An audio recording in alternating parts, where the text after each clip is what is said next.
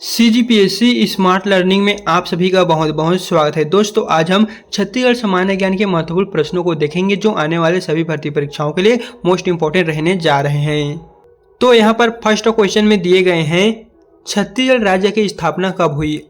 Option A 1 नवंबर 2000, option B 10 नवंबर 2000, option C 15 नवंबर 2000, ऑप्शन डी 20 नवंबर 2000। तो इसका करेक्ट आंसर है ऑप्शन नंबर ए 1 नवंबर 2000 को छत्तीसगढ़ राज्य की स्थापना हुई। फिर यहाँ पर अगला क्वेश्चन है, प्राचीन काल में छत्तीसगढ़ क्षेत्र को किस नाम से जाने जाते थे? Option A Uttar Kaushal, option B Dakshin Panchal, option C Uttar Panchal, option D Dakshin Kaushal. तो इसका करेक्ट आंसर है option number D Dakshin Kaushal. Chhattisgarh को प्राचीन काल में दक्षिण कौशल के नाम से जाने जाते थे। फिर यहाँ पर थर्ड नंबर के प्रश्न में दिए गए हैं, स्थापना के आधार पर छत्तीसगढ़ का भारत के राज्यों में क्रम जो है वो कितने नंबर पे है? ऑप्शन ए 25वां, ऑप्शन बी 26वां, ऑप्शन सी 27वां, ऑप्शन डी 28वां। तो इसका करेक्ट आंसर है ऑप्शन नंबर बी 26वां। स्थापना के आधार पर छत्तीसगढ़ राज्य का भारत के जो राज्यों में क्रम है वो 26वें स्थान पर थे जब छत्तीसगढ़ राज्य बना। फिर यहाँ पर चौथे नंबर के प्रश्न में दिए गए हैं, छत्तीसगढ़ में आर्यों का प्रवेश व प्रसार किस काल में हुआ था? ऑप्शन ए उत्तर वैदिक काल में, ऑप्शन बी ऋग्वैदिक काल में, ऑप्शन सी ये दोनों काल में, ऑप्शन डी इनमें से कोई नहीं। तो चौथे नंबर का करेक्ट आंसर है ऑप्शन नंबर ए उत्तर वैदिक काल में ही छत्तीसगढ़ में आर्यों का प्रवेश हुआ था और वहीं प्रसार इसी काल के अंतर्गत हुए थे। तो ऑप्शन यहाँ पर ए दिए गए हैं, यही करेक्ट है। एंड वीडियो में आगे बढ़ने से पहले बता दें, आपको कौन से टॉपिक पर आपको वीडियो चाहिए, जल्दी से दोस्तों आप हमें कमेंट में बता दीजिए, हम आपको अगला वीडियो उसी टॉपिक पे प्रोवाइड करेंगे। फिर यहाँ पर फिफ्थ नंबर के अगला क्वेश्चन में दिए गए हैं, छत्तीसगढ़ पर सबसे लंबी अवधि तक किस यहाँ पर शासक ने शासन किए? ऑप्शन ए कलचुरियों ने, ऑप्शन बी अंग्रेजों ने, ऑप्शन सी मराठों ने, ऑप्शन डी इनमें से कोई नहीं। तो इसका करेक्ट आंसर है ऑप्शन नंबर ए कलचुरियों ने। छत्तीसगढ़ पर सबसे ज्यादा या फिर कहें तो सबसे लंबी अवधि तक शासन करने वाला जो वंश था वो कलचुरी वंश था। दोस्तों यही थे जो सबसे ज्यादा शासन किए थे। फिर यहाँ पर छठवें नंबर के प्रश्न में दिए गए हैं, छत्तीसगढ़ राज्य की जो राजभाषा है वो क्या है? Option A Hindi, option B Gaudi, option C Angrezi, option D Chhattisgarhi. तो इसका करेक्ट आंसर है option number A Hindi. Chhattisgarh राज्य का जो राजकीय भाषा है वो हिंदी है। ऑप्शन ए जो है वही सही आंसर है।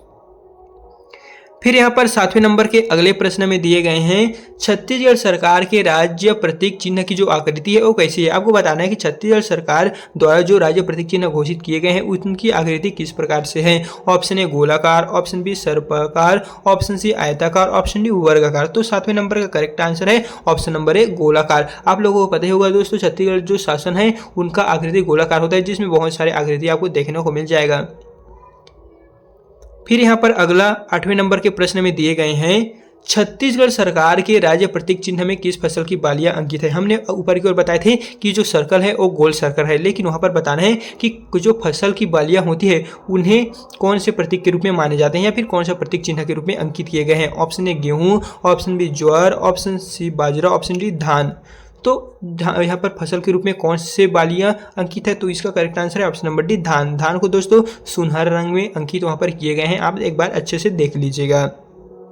फिर यहाँ पर 9 नंबर के अगले प्रश्न में दिए गए हैं, छत्तीसगढ़ राज्य में लोकसभा के जो निर्वाचन क्षेत्र होते हैं वो कितने हैं छत्तीसगढ़ में total? Option A 9, option B 11, option C 13, option D 18। तो इसका करेक्ट आंसर है ऑप्शन नंबर बी 11। छत्तीसगढ़ राज्य में लोकसभा के जो टोटल निर्वाचन क्षेत्र है वो 11 है। ऑप्शन जो दोस्तों यहाँ पर बी दिए गए हैं वही करेक्ट आंसर हो जाएगा।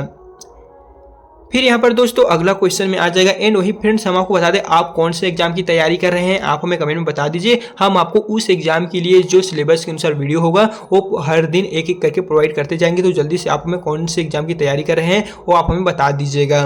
फिर यहाँ पर नेक्स्ट प्रश्न में दिए गए हैं, छत्तीसगढ़ विधानसभा भवन का नामकरण किनके नाम पर रखे गए हैं? Option A Aradhana, option B Bhavna, option C Sadhana, option D Samvedna. तो आपको बताना है कि इन चारों ऑप्शनों में से किनके नाम पर विधानसभा भवन का जो नाम है वो रखे गए हैं। तो हो जाएगा ऑप्शन नंबर डी संवेदना। संवेदना के नाम पर जो विधानसभा का भवन है दोस्तों उनका नामकरण इसी आधार पर किए गए हैं। तो आप यहाँ से देख लीजिएगा, ऑप्शन जो डी है वही इसका करेक्ट आंसर हो जाएगा।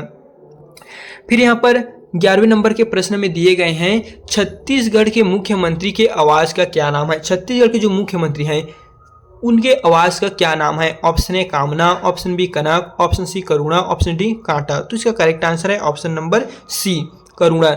मुख्यमंत्री आवास होते हैं उन्हें करुणा के नाम से जाने जाते हैं। तो ऑप्शन जो यहाँ पर सी दिए गए हैं यही इसका सही उत्तर हो जाएगा।